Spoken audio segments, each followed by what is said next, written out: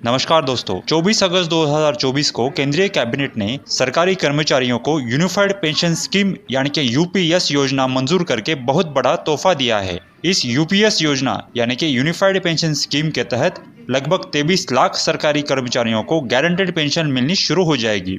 इस योजना से पहले भी केंद्रीय कर्मचारियों को पेंशन सुविधा मिलती थी। 1 जनवरी 2004 से एनपीएस यानी कि नेशनल पेंशन स्कीम योजना लागू हो गई थी और उससे पहले ओल्ड पेंशन स्कीम में सरकारी कर्मचारियों को पेंशन मिला करती थी। दोस्तों, इस वीडियो में हम इन तीनों पेंशन योजनाओं में यानी कि ओपीएस यानी कि ओल्ड पेंशन स्कीम, एनपीएस यानी कि नेशनल पेंशन स्कीम और यूपीएस यानी कि यूनिफाइड पेंशन स्कीम में क्या डिफरेंस है, क्या अंतर है, यह देखते हैं। तो चलिए दोस्तों, वीडियो को स्टार्ट करते हैं। सबसे पहले ओपीएस यानी कि ओल्ड पेंशन स्कीम के बारे में जानकारी लेते हैं।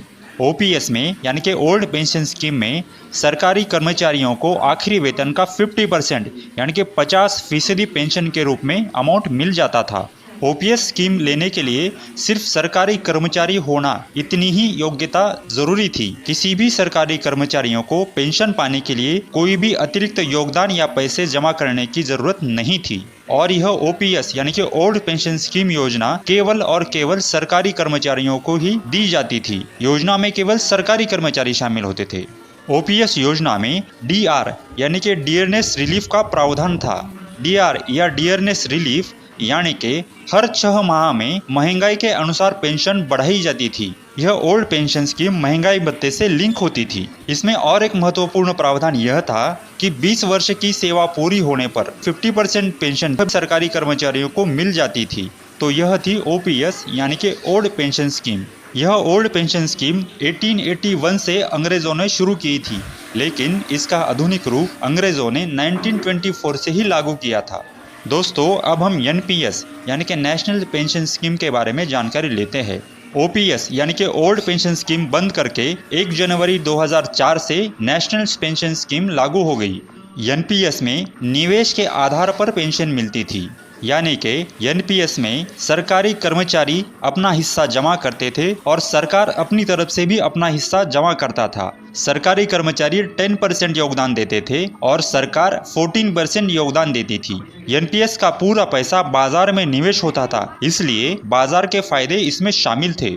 रिटायरमेंट के समय सरकारी कर्मचारी कुल जमा राशि का 60% अमाउंट एक मुश्त निकाल सकते थे और बाकी बचा हुआ शेष 40% अमाउंट पेंशन के रूप में फिक्स होता था। एनपीएस का पूरा पैसा बाजार में निवेश होता था, इसलिए एनपीएस के पेंशन में बाजार का फायदा तो शामिल होता था, लेकिन पेंशन की जो अमाउंट है वो फिक्स नहीं होती थी। वह बाजार के फायदे और नुकसान के ऊपर डिपेंड होती थी।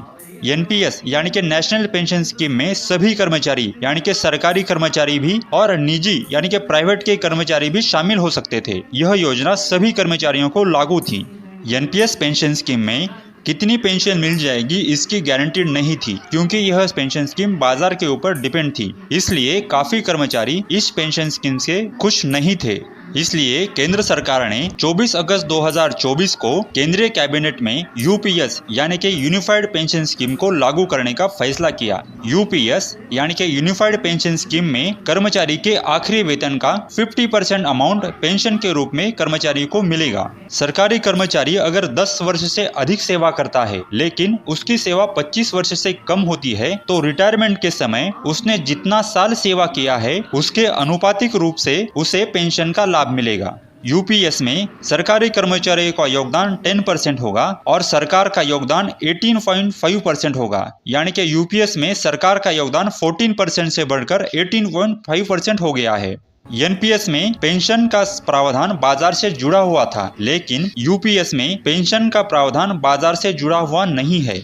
यूपीएस यानी कि यूनिफाइड पेंशन स्कीम में डीआर का प्रावधान है, यानी कि महंगाई जैसे जैसे बढ़ेगी यूपीएस में पेंशन का अमाउंट वैसे वैसे बढ़ता जाएगा। यूपीएस यानी कि यूनिफाइड पेंशन स्कीम में एनपीएस वाले कर्मचारी भी शामिल हो सकते हैं, यानी कि एनपीएस वाले कर्मचारी को अगर लगता है कि यूपीएस वाली स्कीम हमारे लिए अच्छी है तो वह यूपीएस स्कीम में शामिल हो सकते हैं, नहीं तो वह अपनी एनपीएस वाली स्कीम भी जारी रख सकते हैं। तो दोस्तों, यह डिफरेंस मोटे मोटे तौर पर हमें इन तीनों पेंशन स्कीम में ओपीएस, एनपीएस और यूपीएस में देखने को मिलता है। वीडियो में दी गई जानकारी अगर आपको पसंद आई हो तो वीडियो को लाइक करें और शेयर करें, साथ ही हमारे चैनल को सब्सक्राइब भी करें। धन्यवाद।